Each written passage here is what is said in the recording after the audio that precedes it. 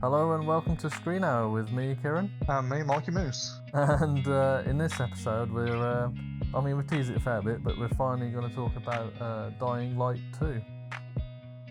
Which is, if you've been hiding under a rock or whatever, it's a game.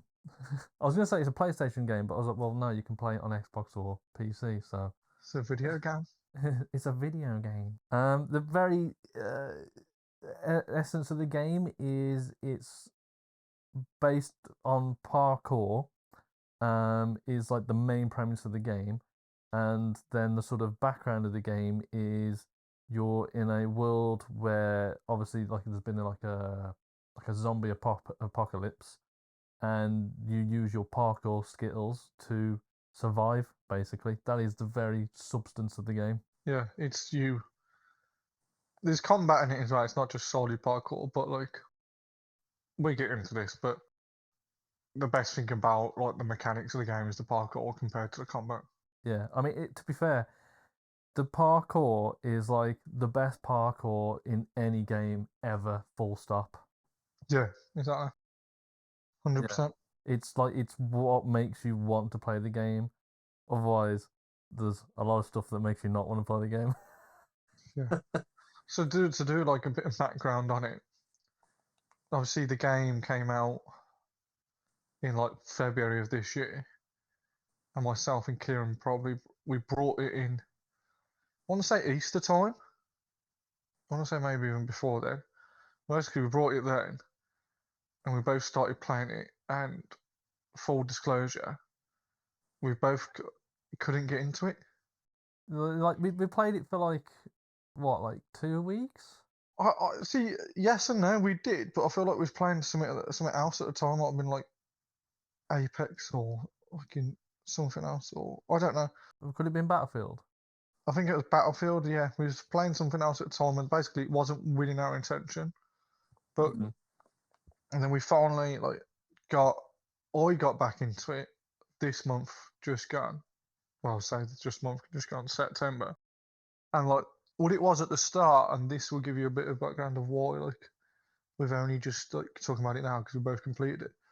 Is that the beginning of the game is so grindy and you feel so underpowered, and between feeling underpowered and like, you know, I'm not a stranger to like, you know, I don't play all the Dark Souls games or whatever. I don't love getting battered at games, but I'm not a stranger to like, I'm a lad in his 20s who started playing games as soon as I could, like, you know, as soon as I could, like, you know, I'm not like, you know, crap at games, but also like, you know, I don't like to torture myself. So it's not so much like it's hard. I gave up, but there wasn't initially. There isn't really like a lot there, and whether it'll be the narrative and the world isn't mega interesting, especially at the start and between like feeling underpowered, and it can be quite boring and like you're just getting. It feels like when the game kills you, or when you get killed by a zombie or whatever, you're not dying because it's your own fault. You're dying because it feels quite cheap at the moment, like to die at the start. What do you mean by cheap? It just feels like when you're dying, it's not dying because you fucked up. You're dying because I don't know. Yeah. I think I get what you're saying. You're dying because you're so underpowered that you're just dying because your character hasn't learnt the skills to survive yet. So it's kind of like the whole purpose of the game is meant to be doing parkour, jumping left, right, and climbing and whatever, right? But then when you actually jump into the game for the first time, your guy can barely do the basics. Like I could do better parkour than Your guy can't run 100 meters and jump over a box in the first fucking 2 hours. And to like the game's credit, and like anybody would take this, and like, you know, it might be because I'm a dipshit or whatever, but you really have to be like the main story for like for you to get past that, because you're essentially like level capped and can't have enough stamina to progress, or you can try and progress and do side missions or whatever. And like I say, you just have like a real bad time. Well, it's all about getting inhibitors. So inhibitors basically stop stop you from turning into a zombie. Basically, they're meant to help you from being infected. In a nutshell, and with these inhibitors, you can use them to. You need 3 of them to then use it to boost either your health or your stamina, right? But then it's difficult to get 3. So like in the early game when you're really severely underpowered, as we've said, like not just stamina wise but combat wise, like you've got like a stick or whatever to fend off, hard running fast vomiting zombies, right? You kind of just you feel just like really slow and sluggish. Whereas if you just fully like send on the main missions, as it were, like the proper storyline, it sort of grants you with inhibitors as you sort of go along, so it's a little bit easier to grab that stuff. And then you kind of get to a point where you can just enjoy the game a little bit more, but it's not until you unlock the second area of the game and you get the paraglider, right? That's when the game just absolutely changes. It changes from being like quite boring and very by the numbers to where it gives you, it feels like the mechanics open up because you're in a better designed like environment in the city, and because of you had the inhibitors, as you say, it just feels a lot more fun. And it's whether it's you going on these mad chases and getting chased by zombies, and like the missions are getting better, and like you're actually like can leg it from them because you've got better skills and you got generally just more stamina. It just feels more intense and more fun as it goes on. Yeah. I mean, you made the point, like, as we were playing it, right? When you first get a game, right? Surely the first part of the game, it should be, if not the best bit, one of the best bits of the game, because it needs to hook you. So you want to play it for the longevity, right? But literally, the beginning of the game is like the worst part of the game. Yeah, exactly. And that's my exact point is if what made me want to crack on with it is because You spent 40 quid on it. yeah, you spend money on it for starters. You're like, fucking hell, I got to want a lot like this. But I feel you're playing the first bit and you feel like this can't be everything. This can't be everything it has to offer. Because there's got to be so much more potential there. It's like I made that point in like Kieran reinforces that. I'm replaying like God of War 2018 now to get hyped for like November, like with a new one. And like low key spoilers for God of War, which came out 4 years ago now. But if when the first like not even hour of that happening, like it gives you like builds up just like the story quite well, like passing of the Faye and like the relationship between Atreus and Kratos. But also in the first hour, you have that fight with Baldur. And the fight with Baldur is absolutely mad, like. And it's like like it's not like a handholdy tutorial, but like you're having this like mad like epic fight with Baldur, and it's teaching you like the combat mechanics, and that's a good way to start a game if you ask me. Like literally, I played through that the other day, where this is it falls like the flattest part is the first hour. It's the first like 2 hours. Because how long do you reckon it takes to get into the downtown, the city? I think we played a good 4 or 5 hours, to be honest, before we actually got into the city. Yeah. But I don't know if it's because we were fucking about for most of it. Because we played co-op. I think that probably should be addressed. That we played co-op, and typically, yeah, I mean, when you play co-op, you do fuck around a bit more. You don't. When you're playing like solo games, you tend to be more focused. But when you're playing with the boys, right, you tend to just like try and get each other killed, or just do random shit, don't you? So it took a bit longer for things to progress for us. But as Mikey just said, the co-op basically makes the game a million times better. Because if you play it on your own, it's all right, like it's passable, but it's not as fun at all. But when you're playing as a co-op, like even if it's just you and me and Mikey, or but then when like Dykes joins us, then it's so much more fun because we can like one pop every enemy. Like I give it a bash, and then Mikey gives it a bash, and the enemy's dead.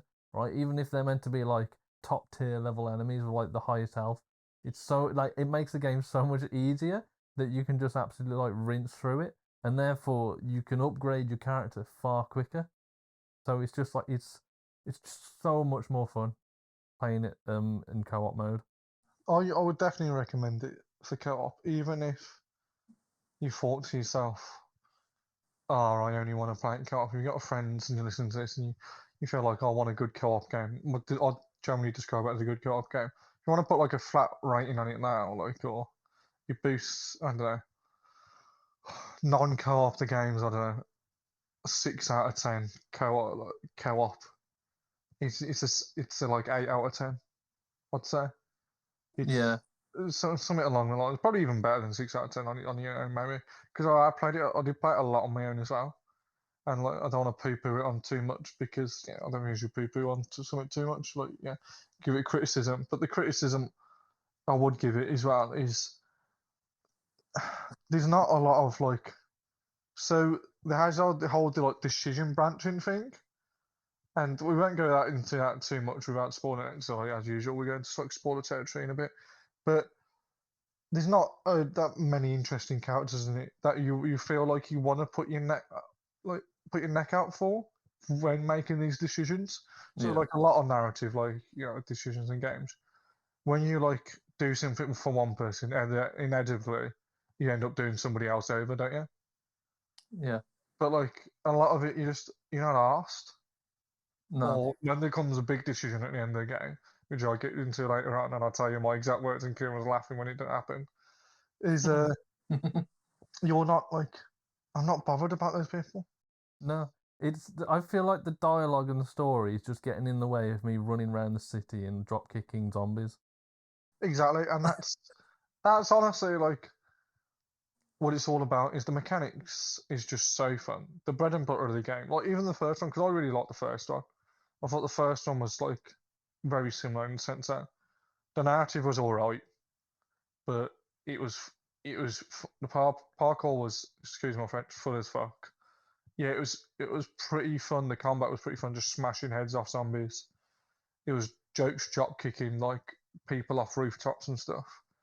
The whole like nighttime concept of like you could, in the zombie in like the daytime, spoilers, like it's a piece of piss to smash zombies in the daytime. You're like the hunter, they're the prey, and then it switches on around in the night. Yeah. But it's the mechanics are so fun. Like the jumping around, the like as you like towards the end of the game, you unlock like more mad skills like wall running, bouncing off walls and stuff, and then you're just like monkey barring about.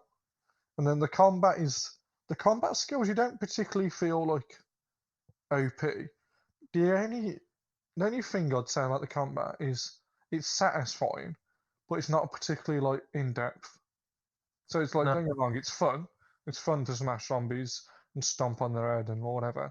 But if I could like say anything, it's literally it's a baseball simulator because you only swing. Yeah. You only swing, don't you? You don't. Yeah. I mean, you're meant to dodge, but I only dodge when it's like a bigger, badder zombie. The normal zombies, I just let them hit me, and then I just double tap them again.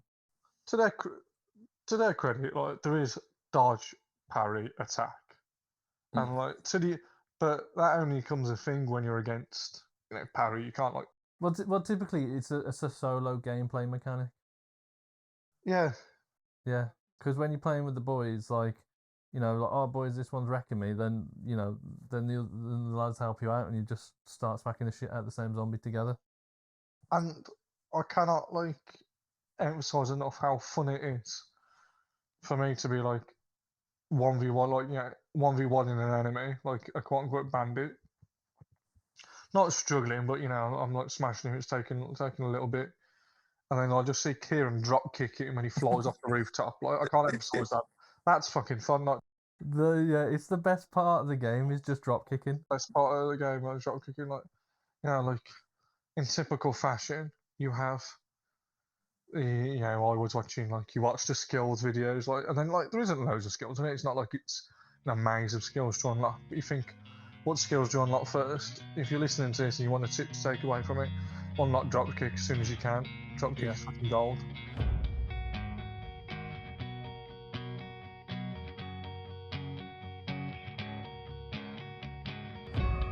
And to get off like quote unquote tips, not like we're like, yeah, we need to give you tips on video games or anything, but so the factions and decision making thing really like folds into the different ways you can play, and which like we get into it a bit more in spoilers, like I say, but it's good how different it can be.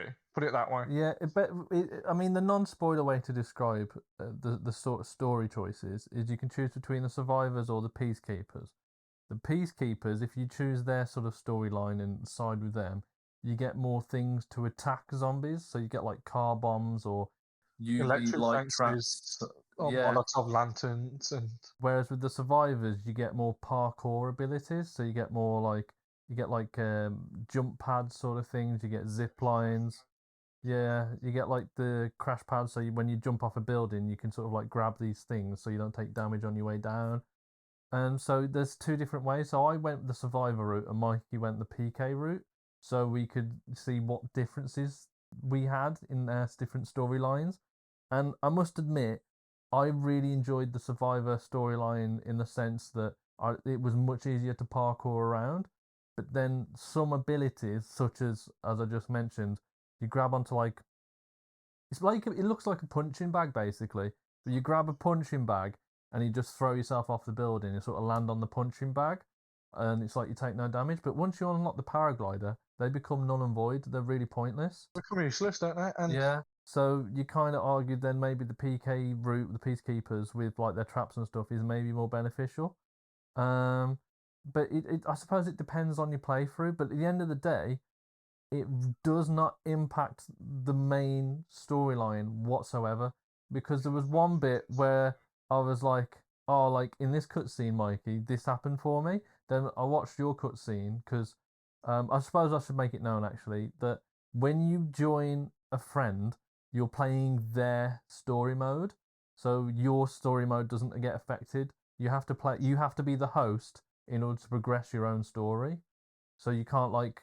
It's not like playing Borderlands where like you can play the story together and you both like benefit sort of thing. It's this, you only just benefit from like loot gear and skills. the only thing you're going to benefit is picking up from more loot. Like as you say, you could spend like an entire weekend just being like, yeah, playing it with your mate, and then you get back to your house or whatever. I don't know. You've still got to play it on your save through. Yeah. Which is both a good thing and a bad thing if you ask me. Yeah. But what I was going to say was then Mikey had this particular cutscene that I was like, oh, this happened in mine. And then I looked at Mikey's cutscene, literally identical cutscene. The only difference was it was one character instead of another saying the exact same lines, and it did not change the story impact whatsoever. So I was like, oh, that's a bit shit. I thought that was going to be, more of a thing, but clearly not. So it's like you could choose one way or the other. It just depends. Like if you want to be survivors and parkour around, choose that. But if you want to be more brutish and beating the shit out of zombies and stuff and car bombs and whatever, right, then go the PK route. But they don't necessarily affect the story in any way, shape, or form. But if you do want to try and go for a trophy, right, make sure you put all your points, or make sure you put all your points into one faction. Because if you decide to put, like, for one instance, you decide to side with the peacekeepers for one particular zone, right, you can't reassign, so you'll have to restart the story again in order to redo a trophy. That kind of pissed me off because I did 6 zones to the survivors and 1 zone to the peacekeepers, and I realised I couldn't get the trophy now because I was like, oh, for fuck's sake. But there's only a bronze trophy, don't matter.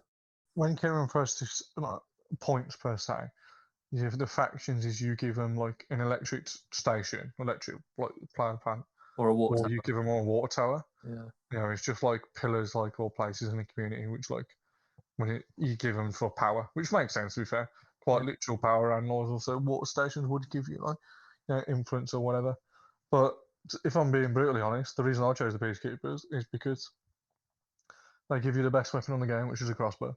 It's like an automatic crossbow, well, semi-auto, I suppose.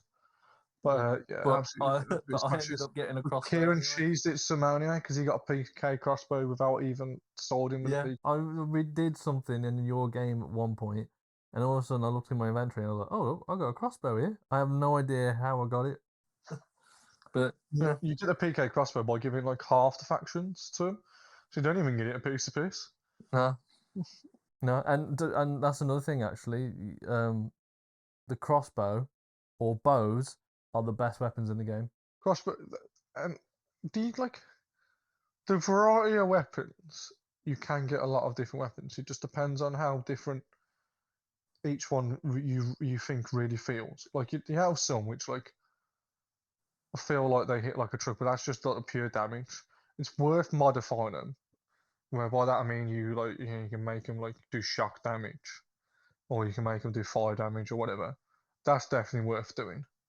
But don't do that's another tip actually. Don't do that until because all your weapons have durability, so they break after a while, and once they break, that's it. They're gone forever. And by modding them, you sort of repair them by like 50. Um, not 50%, but just by 50 points. It depends on how many points the thing has for durability. And then you can only add a mod once. You can't remod. So basically, it breaks almost to like it's gone forever. Then you just add like 2 mods. It repairs it by 50 per mod, and then you can use it for another bit of time. But you can't then repair it. And then once it's broken, gone forever. So that's kind of a nice sort of dynamic or such implementation in the game, that once you get like a really OP weapon, that weapon won't stay with you forever. You still have to keep like looting, which is a grind, but also it's quite nice because there are some games where you get like a decent loadout and you're like, oh, I'm sorted, and then you kind of just burn out because you're just doing really well. Yeah, you end up thinking like, well, I have a better weapon. I've got this. Well, to change weapon if we've got the best legendary. Exactly. So, but whereas with the bows and the crossbows, they don't have any durability. They literally last forever. The only thing is you got to craft your arrows and your bolts, and you need feathers and scrap, and before you know it, you go through that stuff really quickly, and it's not exactly easy to come by that stuff. So then you have to go back to being a melee build, melee, whatever you want to call it. They have a gear system which is worth mentioning, but you don't. It doesn't.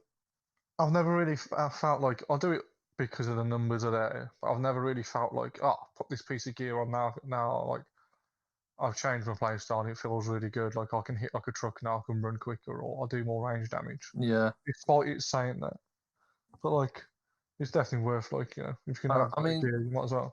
to be fair, my first time when we first started playing it, I kept dying so much, and my stamina was shit. Like as we said in the first half of the game, um, so I put all my gear on was health and parkour related. So that actually made I did feel a difference, and now that I'm using like the bow and the crossbow, as like my main sort of weapons, I've changed all my gear to be archery focused or range focus. I think it is ranger focus, and I've noticed like you get 6 sets of gear. I think it is. You get a hat, body, gloves, guards, trousers, and shoes. And basically, if you got all of them as the same sort of gear type, I do see a difference. But when you do like 50-50, or each gear slot is a different sort of, you know, focus, then you don't really notice that difference at all. It's once, your whole loadout is one particular way or another. That's when you kind of, yeah. Gotta commit to that type of thing. Mm. But I don't know, to give our like quote unquote summarization before we get into spoilers, because a lot of people like have probably played it too fair if they've been semi-interested in it, and like us, you've already completed it by now or whatever. But my opinion on it is, if it's on a semi-decent sale, if it's less than 30 quid, just get it, because once you get into the downtown, you will have some fun playing it. And like we Yeah. said, you'll have some even more fun when playing it in co-op. Yeah. And like, don't expect it. Like I use this as an example because it's another zombie franchise game, I suppose. But like, don't expect it to be The Last of Us in the sense it'll make you cry, or like No. quite an No. emotive narrative or whatever. Yeah. You don't play it for the story. You play it for the parkour and drop kicking zombies. That's the reason you play the game. Kicking zombies and having a good laugh and running through a city, you'll have a good time. And like I say, if you wanna put a number on it, maybe it's on a 7 out of 10 or whatever. But like, I know one of the good YouTube game reviewers, like, shout out to this bloke, ACG, I think he is, and he's like, and I don't think we should rip off his rating scale per se, but he does like buy now, wait for a sale, or never play, and like he's probably a wait for a sale, like when it probably isn't, especially because we recorded this on the 19th of September. If you give it a month and a half, it'll probably be on PlayStation Store sales because it'll be Halloween. It's a zombie game. Yeah, that's a good show. And there's a plan for you there if you haven't brought it yet. And then promoting PlayStation and Techland, not owning it. But yeah, I'd do that personally. If you're half tempted and like we've swayed you to get it, wait until it's on sale, like a Halloween sale. Yeah, whatever you do, don't pay full price. You fucked yourself over. Yeah, don't pay like on PS5 now. Don't pay the like 70, maybe 50, 60 quid it is. $69.99, isn't it? The games these days. Yeah, the triple A, or what to say now, quadruple A now on the fucking PS4 generation. That's what it feels like. But before we get into like the full-on story spoilers, it's I'll tell you now. I feel like they said we're only going to put fork up. And this is no offense to the rest of the voice acting cast or the rest of the cast. I feel like they just said, here's like, let's say, I don't know, like they're going to use all the like 40% of the money for their cast went on Rosie Dawson. Yeah.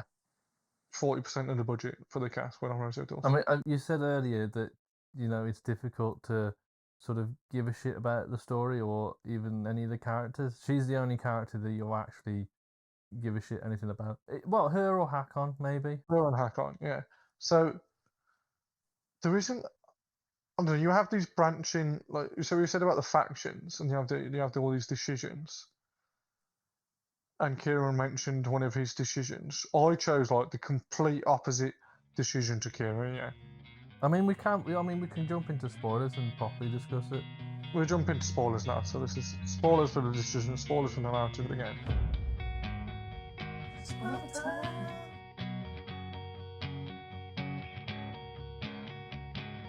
So you have, like Kieran said, you have the peacekeepers, you have the survivors, and you have the factions. You can give them like the water towers and electro stations.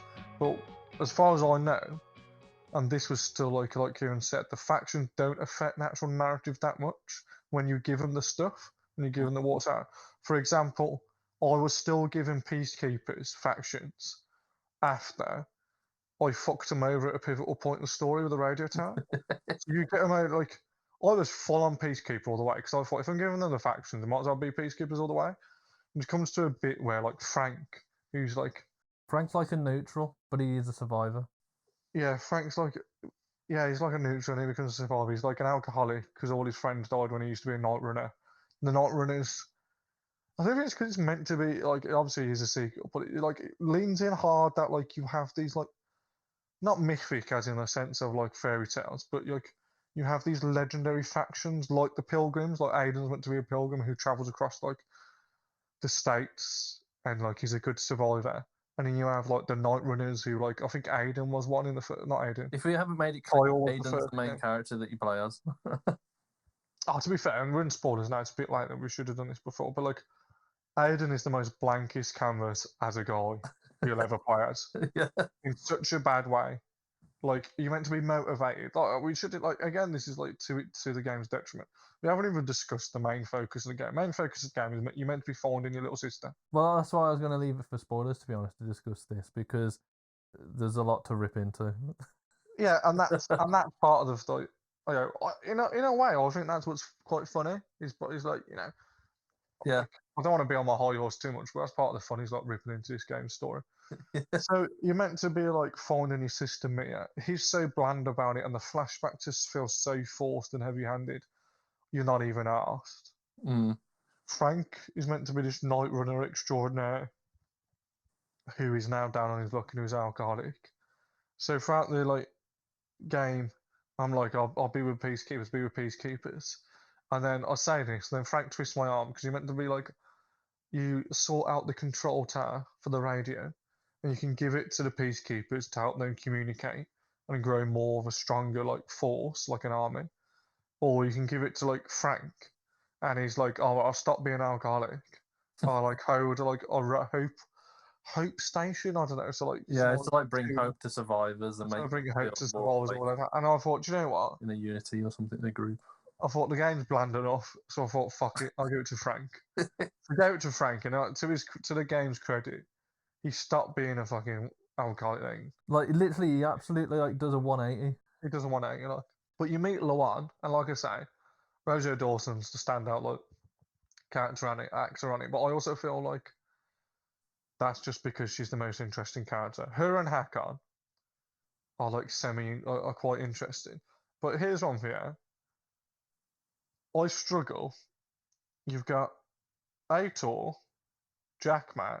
I only remember Jackmat because it's the stupidest name I've ever heard. Jackmat. What the fuck's that? Frank, Lawan, Hakon. Name me another character apart from Aiden. And the bad guy. Waltz is the bad guy, is it? Jackmat. Jackmat. Yeah, I just mentioned Jackmat now. Oh, I thought you said Jackman. Jackman. Exactly stupid as fuck, that name. Yeah, Jackmat. Yeah. But no, Waltz is the main bad guy, yeah. But no, other than that, no, I can't think of anyone else's names. You just struggle the boss fights are just hilarious. So there's a fight with Hakon. Well, yeah, the big. So I mean, we're in spoilers, but basically, Hakon is a character you meet at the beginning of the game, and he saves you from being killed by the survivors because you don't have this what's the bracelet thing? Biomarker. Don't have a biomarker to say that you're not a zombie. Basically, but it turns out that your character Aiden has been bitten and is slowly on the turn, but because of UV lamps and stuff, it's null in the process. And so Hakon sort of helps him out because he realizes that this guy is someone from the outside and he might be able to help him get out. So he kind of uses Hakon uses Aiden to help him get out of the sort of starter map into the bigger map as such. And Aiden just thinks he's been a really helpful guy. But then you learn a lot more about Hakon and stuff as the story goes on. And it turns out that Hakon's actually working for Waltz, who is someone that potentially kidnapped your sister. And he was a guy that used to experiment on you in your past, as when you were a kid. So it's a whole big fucked up situation that, to be honest, me and Mikey couldn't care less about. It was a running joke when me and Kieran played it together. And like I said, like Kieran mentioned, Kieran would join my game, and 9 times out of 10 he'd complete the story, and he'd already completed the prize story mission.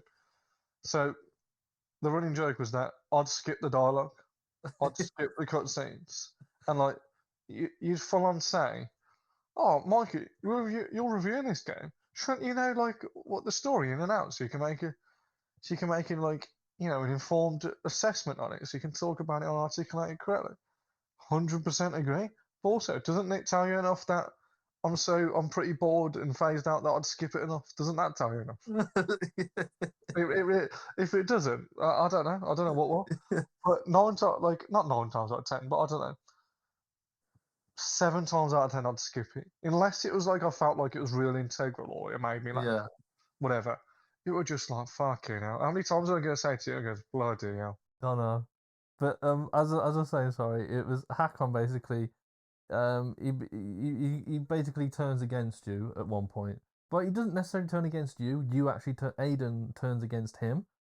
So then there's a big old fight scene between the two of you, and yeah, I'll throw it back over to Mikey now so we can go back with what he was going to say. I just thought I'd give you that background. You fight Hakon, and I thanks Aki, he's brought up a good point about Hakon, to be fair. So you fight him, and at this point, like a lot of the game, me and Kieran have been doing it in co-op, and like he mentioned, co-op together is like the game is like a lot of other games when you're doing it together. It is so much easier, but it's designed for you to cheese it. So Yeah. when like, especially in some quote unquote one-on-one boss, Hakon's fighting me, yeah, he's concentrating on me. He's trying to swing his bat at me, or he's trying to swing his sword or his knife or whatever he's got. I'm swinging it back at him and blocking. All of a sudden, Kieran drop kicks him. Half his health's gone. Or I doing it, and then all next thing you know, me and Kieran have swapped. We're doing the same thing. He's concentrating on Kieran, and then I'll throw him. And this fight, which is meant to take like, how long did it take you, Kieran? So yeah, because I did it all on my own. It took me a good sort of 10 minutes, I think, because there's like 4 different stages to the fight. We've done the entire thing in 10 minutes, like in the entire thing, like less than that. We've probably done it in 5 minutes. Yeah, I say it took me like for one round of fighting, it took me maybe 7 minutes or something to do like one sort of like stage of the fight, whereas me and Mikey completed the whole stage, the whole story arc in 7-10 minutes. I don't know. So you're fighting him, and all you like in games in general, to be fair. And this isn't me in life because I don't think it should be like negative, I suppose, or hold grudges. But like someone does me, an NPC does me over in a game, I'm like, fuck them. They fuck themselves over it. And like Hakon's done me over, so I'm like, I'm gonna kill him. And the weird thing about it is he keeps coming back. Like Kieran says, he's like, Yeah. I'm gonna kill you, Aiden. I'm gonna kill you. I had a scene, right? Basically, I spent ages trying to beat the shit out of him. I finally beat him down, right? And basically, his body is a lifeless corpse on the floor, right? And I thought, like fucking, serves you right, hack on. So I started like hacking him up into pieces, and I was like just smashing him around. And next thing I know, there's another cutscene, and he just gets up like nothing's happened, and he's like, "You think you can defeat me?" And I was like, "Bitch, I basically just decapitated you. What the fuck are you doing walking around?" There's a couple of cutscenes. It's like, is that all you got, Hayden? And you're like, mate, I've just stomped on your head. You're really echoey now, Mikey. Like I don't know what you've changed. My character model just stomped on your head. I don't know what I've done. I haven't moved anything. What about now? Oh no, you have to talk. Less echoey? No, that's like really echoey. I don't know what you've changed. I don't know if you're just further from the mic or what. No, I'm using my headset again. If I bring my headset, what about now? I mean, it's still echoey, but But so Hack-On is just, I don't know. So it just keeps coming back for more. And at this point, I'm just like, I've just spent 5 minutes beating you up, piece of piss, like. And he's like, I don't want to. You don't have to fight him at the first place, do you? Do you have to fight him? no, you do have to fight him, but then you can sort of call a truce. You can call a truce. And as spoilers, I was like, I'm not calling a truce. Fuck him. And Kieran's like, you left him to live, didn't you? Yeah, I let him live because I just knew that would be the better story ending. And I did not. No, I smashed him to bits, thinking that would be the good point, and thinking, as Kieran says, you get a different story ending. And like he mentioned, like pre-spoilers, my problem with it, and like I can only say this because we've discussed it, both of us, is I do two opposite decisions for Kieran towards the end of the game. So like you can side with, you can save one character, you can save Frank when shit gets the fan at the end of the game, and you can stay there with him or chase the truck. I chose to chase the truck, Kieran looked after him. And then another point after that is you can side with Jackman or something like that. Or no, you attack Jackman. Yes, when you're talking to the colonel. You're talking to the colonel. Who's like the commander of the colonel of the renegades. The renegades, which are like the bad NPCs. And I saved, Kieran saved Frank. I mean, there's me thinking like Frank's been in most of the game at this point. If Kieran saved him, it's gonna have like totally different ending to me, or like some like a mad different scene. And he doesn't, as Kieran mentioned earlier on. It's the exact same dialogue. He's like the only thing which changes the character model. I mean, I Exact did same get a scene. little extra dialogue. So after I was talking to the Colonel, I decided to side with the Colonel instead of Jack Matt, just because I just got an uneasy feeling about this Jack Matt who was head of the Peacekeepers. So I thought, fuck him. And then Lawan comes on the radio and she basically says that the poison that was used in the arrow that shot Frank wasn't used by the Renegades. It was used by someone else, and she suspected it was Jack Matt trying to turn us against the Renegades, in a more severe way. So then we can sort of basically wipe each other out, and then the peacekeepers can basically rule the land for free. And so that was a bit of dialogue that I got that I noticed you didn't get, but you still understand, because basically the next cutscene, it all explains itself anyway, apart from just that little bit about the poison, right? But you still get the exact same story, because the cutscene I had is Frank comes in to back me up when the peacekeepers try and take me on, right? And the peacekeepers are like, wait, what? Jack Matt, you tried to actually kill Frank. And they're like, we're meant to help the people. So basically you're not against the peacekeepers anymore, you're just up against Jack Matt. And Frank sort of tries to help you out of that situation. And I thought, oh, with Mikey's cutscene, it's going to be completely different. But then this other dude, I can't remember his name, but he basically comes out of the woodwork, and he's literally got the exact same animations as Frank had. Obviously, it's just a different character model, and he says the exact same things pretty much, and he then gets you out of trouble. And I thought, oh, nothing actually changed. It was the exact same cutscene, just with a different model in place of Frank. Yeah. On top of that is the old 1-2 punch to make this story mediocre is between the decision makings not being cracked up what they're meant to be, and the knockout punch is the villain, or lack of twist, or so much it's a twist so much you see it coming. Yeah. Is the fragmented flashbacks make you feel like there's something missing, and as the game continues, you think this is very heavy-handed.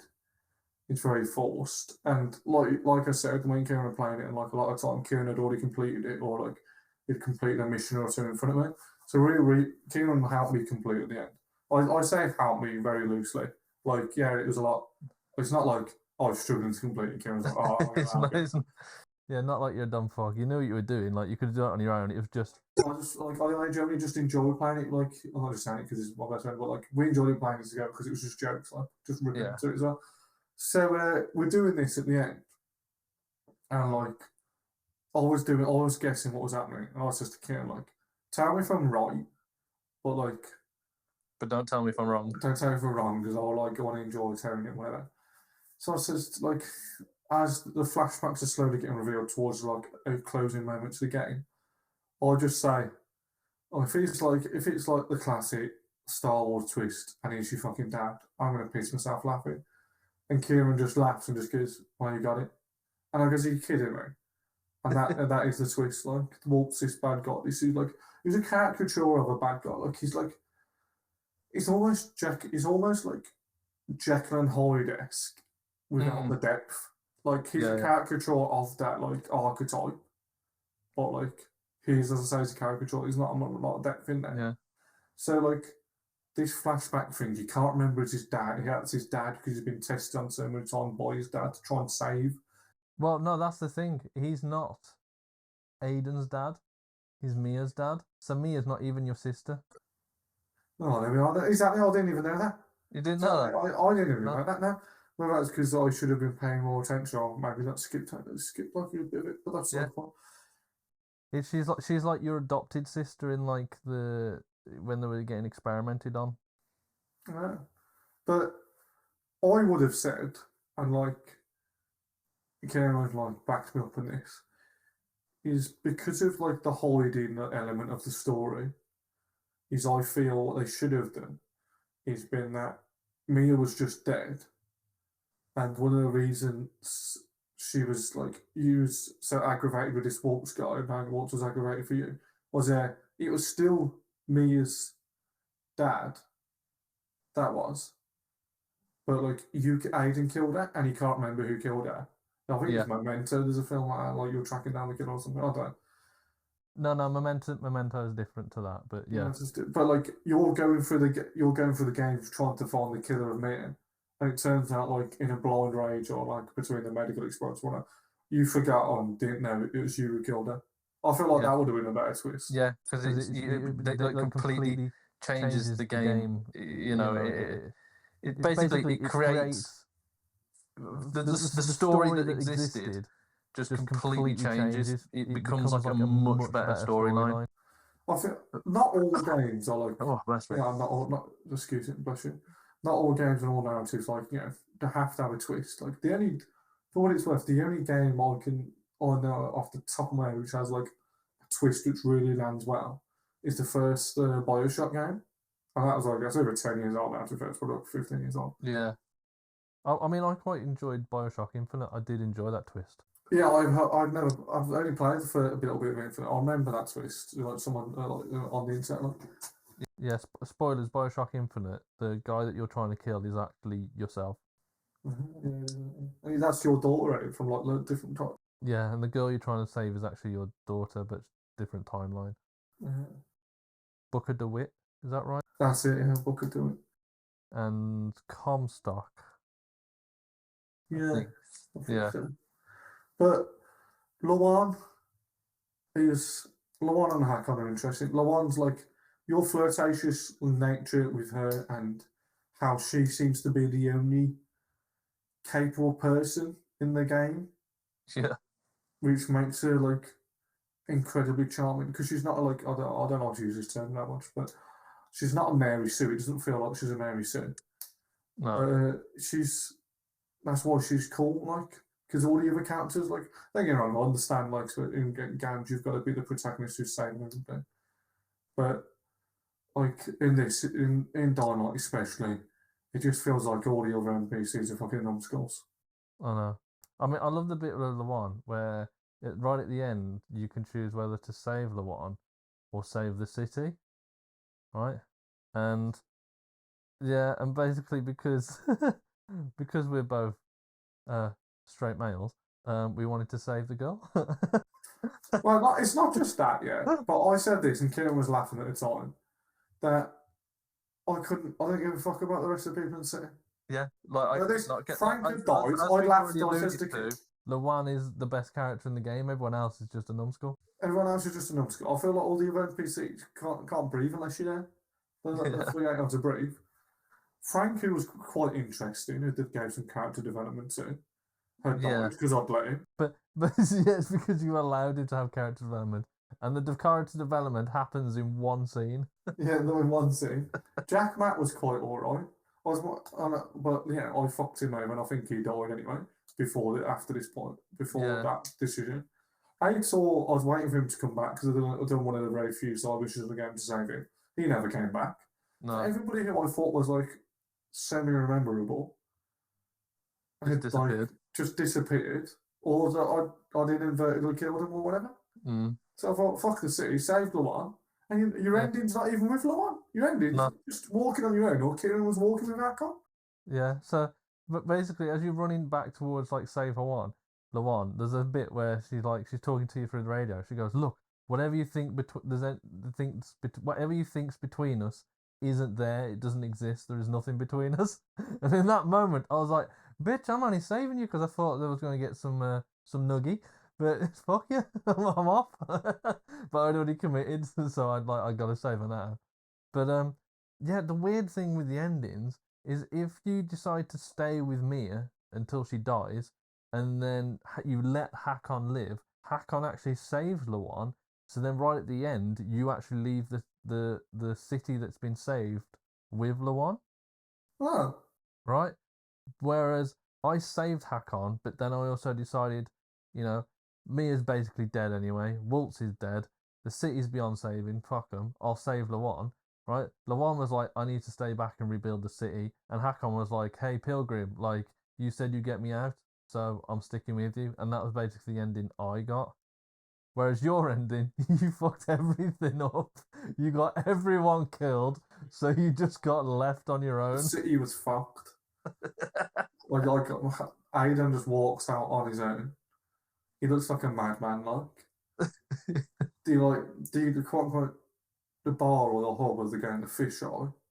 He's a shithole. Like, there's a scene at the end where like Spike from the beginning and who's in the first game, he goes there and he's like a ghost town. It's more like a budget version of Fallout game at the end of my game.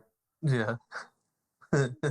All the choices you could have made, you made almost every single wrong choice. Oh mate, yeah. No. Narrative-wise, I fucked it in already. I'll be honest. But it gave us two different perspectives of how the story changed. I enjoy being so reckless on it because it gave me no real incentive to be otherwise.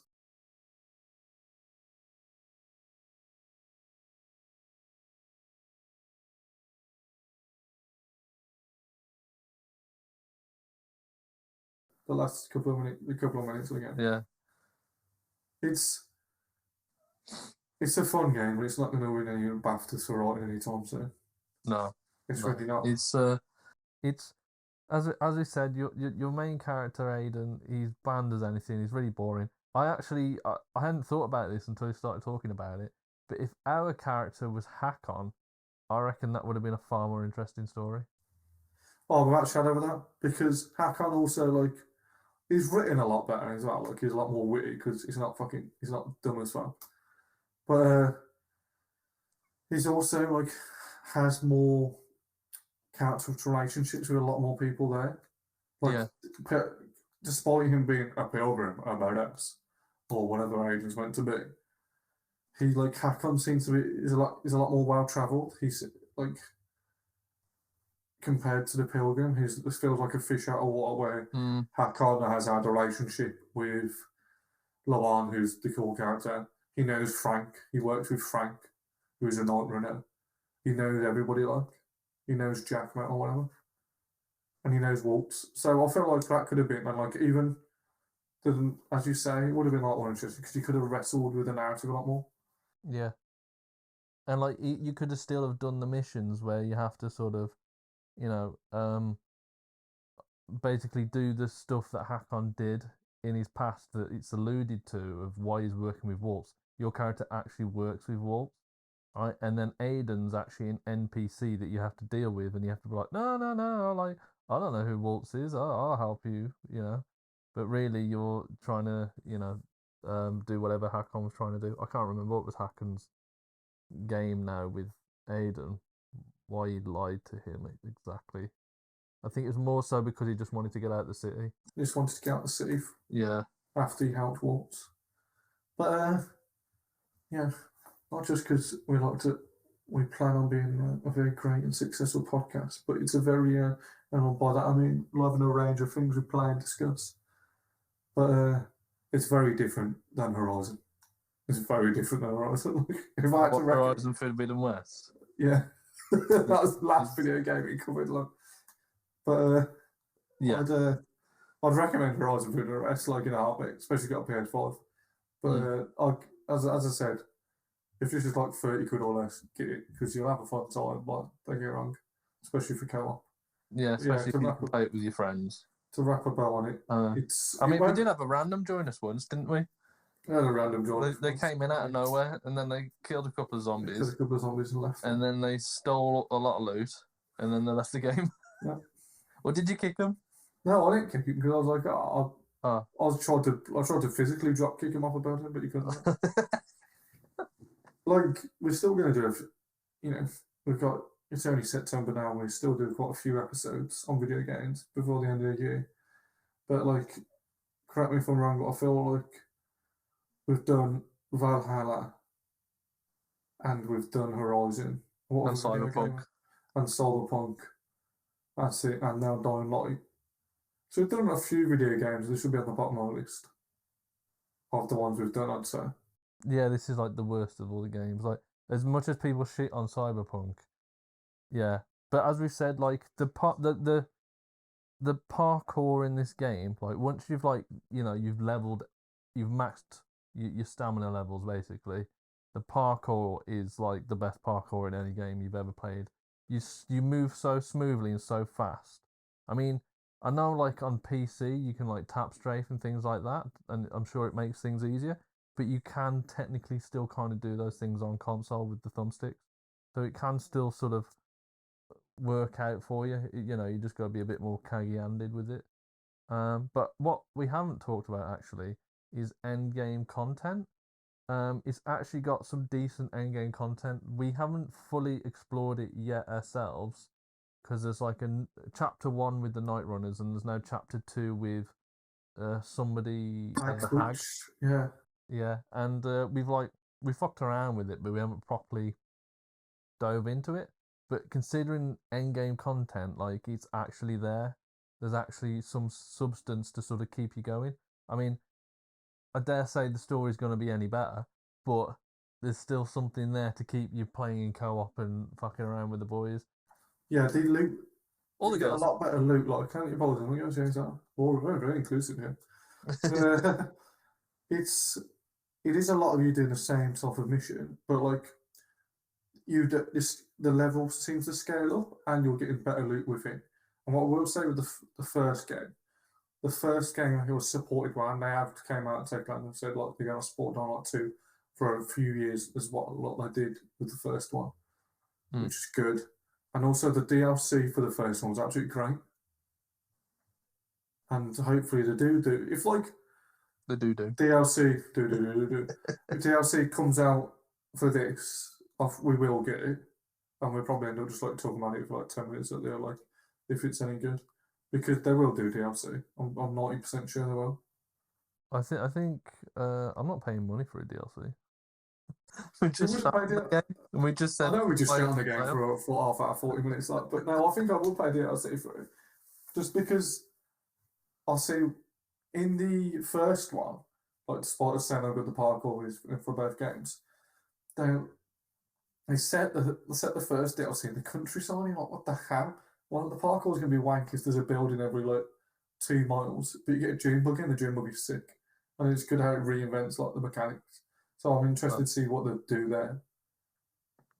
See if they like invent the mechanics. We just need a bigger city, like some more compact city, like New York or something like that. That'd just be insane for parkour, like a 1-to-1 scale of New York. That would be mad. That would be a lot of grafting. But now there's our like forts on ridicules and ridicule and terror and dynamite.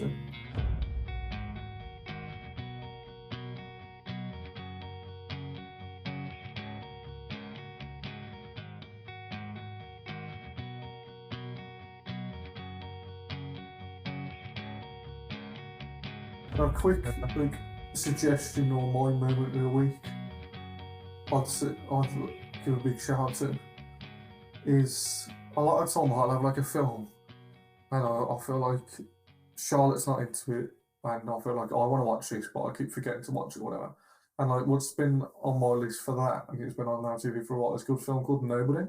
It stars Bob Odenkirk and it's essentially like a lot of actors, and Liam Neeson started the trend of like an older guy being an absolute badass who's like ex-CIA, ex-Black Ops or whatever, and Bob Odenkirk is like really charming badass in it, and it's not quite John Wick, but that's what I like about it, is it's more realistic than John Wick. It's not very flashy. Yeah, like the fight scenes in it are like quite brutal and realistic. And you see him get beaten up. I like an action star who gets beaten up a bit, like he gets thrown through the middle, and like he feels like more of an underdog there. He's not just untouchable. Yeah, which is what we sort of alluded to in Reacher. Basically, is he was capable, but he still got beat up as well. And also Bob Odenkirk he flexes his like comedy chops in the film, and he's definitely worth a watch. Like I had like COVID this week now. I was watching that obviously, and it like pokes you up a bit. He like really steals the show, and I forget how old he is, and he's like really like jokes in it. It's Christopher Lloyd. He plays his dad in the nursing home. Oh, Doc Brown. Doc Brown like is shotgunning Russians. In the climactic scene, he's got about I don't know, he's like 4 shotguns tied around his waist and on his back, like Doc Brown's like walking around like shotgunning people in the face and blowing their legs off. It's just a hilarious sight to see. But no, that's nobody's. It's a good film. What's that on Now TV? Is It's it? Now TV, yeah. And so I've wanted to watch it for a while. To be fair, I just never got around to it. Yeah, I almost feel like I should have seen it in the pictures. Wouldn't have been disappointed if Yeah. I saw it in the pictures. But that's the beauty of streaming, isn't it? And then do it now. Do you know he was originally going to be the pick for Michael for The Office? No, I did not know that, but I feel like he would have been good at that. Yeah, that's why. Like in one of the episodes, he's part of a different branch or something that Pam goes to when she has to do art school or something, and then she just goes to, and he's like the boss there. They sort of gave him that sort of cameo sort of role there. But yeah, he was meant to be the original Michael Scott. Well, I say meant to be. He was like in the running. It was between the two of them. Yeah, but I say my moment of the week. It wasn't necessarily this week, but it was recently. I got into a TV show called Only Murders in the Building, and I wasn't really sure what to think about it to begin with. But I've never really seen Martin Short in anything. Like I know what he's been in, but it's never really appealed to me. You know what? I'm in that exact same camp. The only thing Yeah. I've ever seen Martin Short in was How I Met Your Mother. But I know he's meant to be great. I know he's meant to be amazing. Whereas Steve Martin, I've seen him in a lot of things, and I really like him, like as a person as well. I just find him really sort of. I know, I just find him charming and funny. You know, I just enjoy. But when I watch something, I know I'm going to enjoy it if he's in it. You know, I know he doesn't do the most amazing things, but I do like his characterizations that he brings across in his different characters. His character building basically is what I'm trying to allude at. But so I knew I was going to enjoy that. But then I was like, Selena Gomez. I was like, well, she does music, but I've never really seen her act or anything like that. So what about Wizards of Waverly Place when I was a kid, man? Disney Channel? no, I didn't. I never had Disney Channel as a kid.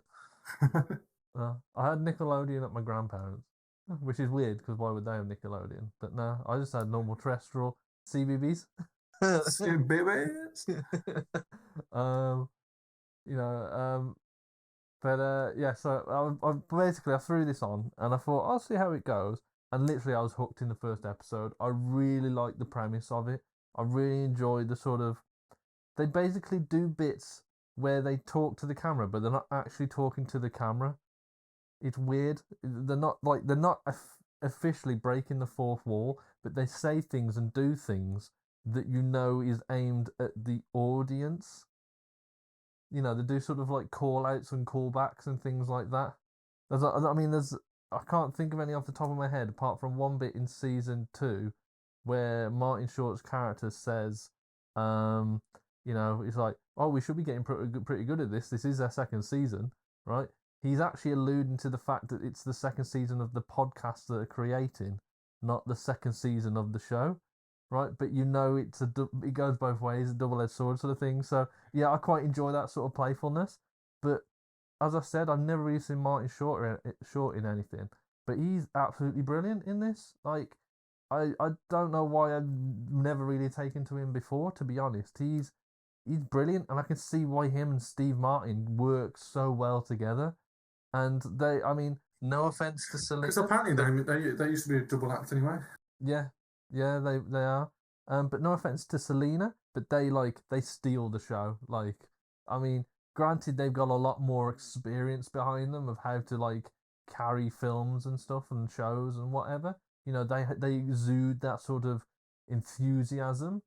You know, whereas Selena, she's still, I mean, she's basically the same age as us. You know, she's still sort of coming out of a shell. And I mean, granted, she did what was it, Waverly Palace, or what did you call it? Which is a way to play. Yeah, I mean, granted, she did that and she's done singing and she's been on stage and stuff. But I mean, this is something again that's different for her. You know, so I imagine she's still warming into it as such. But I really enjoy the show. Really enjoy the premise of it, and I like it's. I mean, in a nutshell, they're all obsessed with the murder podcast, and then one night there's a big like situation that happens in their building, and then they all have to like exit the building because I think if a fire alarm or something went off, and then all of a sudden, yeah, no, it's a big fire alarm, and they can't go back to the house, back into their apartment, so they all go to their local sort of like bar, restaurant type place you want to call, and they get to get to this place, and they can't listen to their podcast at the moment because they're outside, they're not in their apartments, and then they sort of bump into each other and realize that they're all listening to the same podcast, and they're all like, "What's in the dog's mouth?" And they realize they're all obsessed with murder podcast.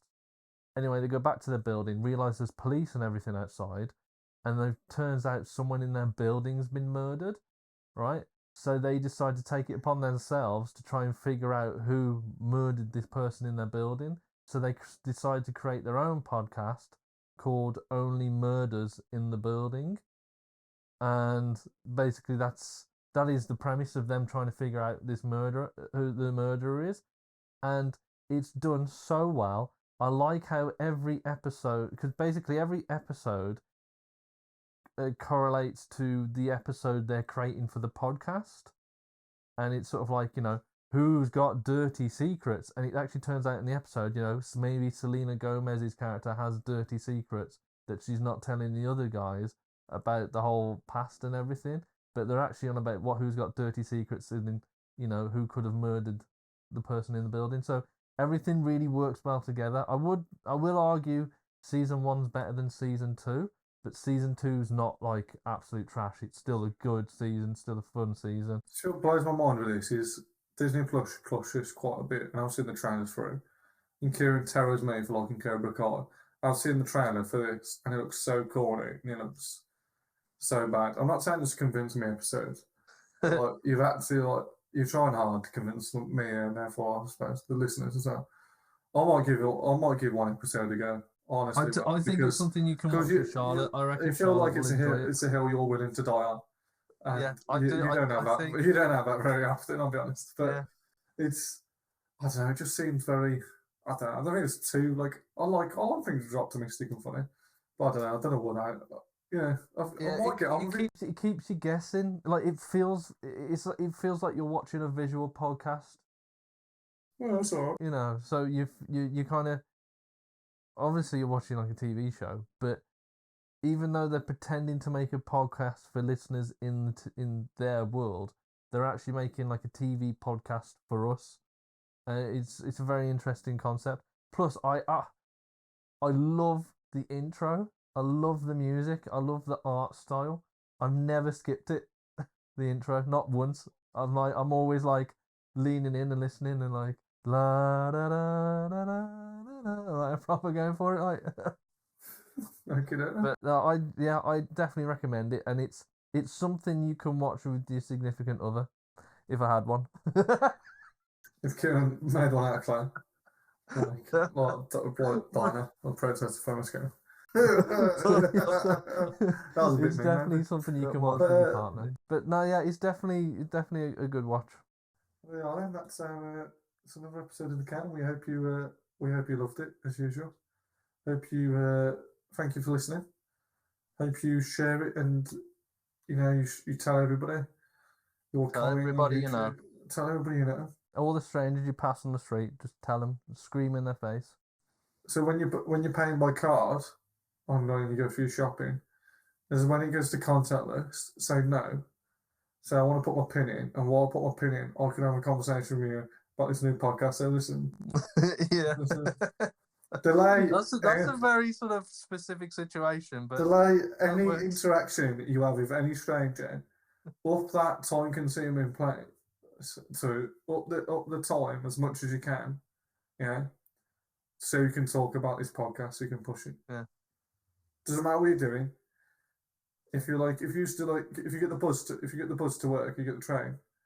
Listen to our podcast, and then as you go out, listen to a podcast on a boombox, so everyone has to listen to it too. Yeah, use it on your speaker and just go. Oh, do you like this Brummy voice? Do you like it? It's good, isn't it? Yeah, it's totally not really bad. And they're talking about really good content. You should listen to this podcast, and that's what you say to them. And then they go, oh yeah.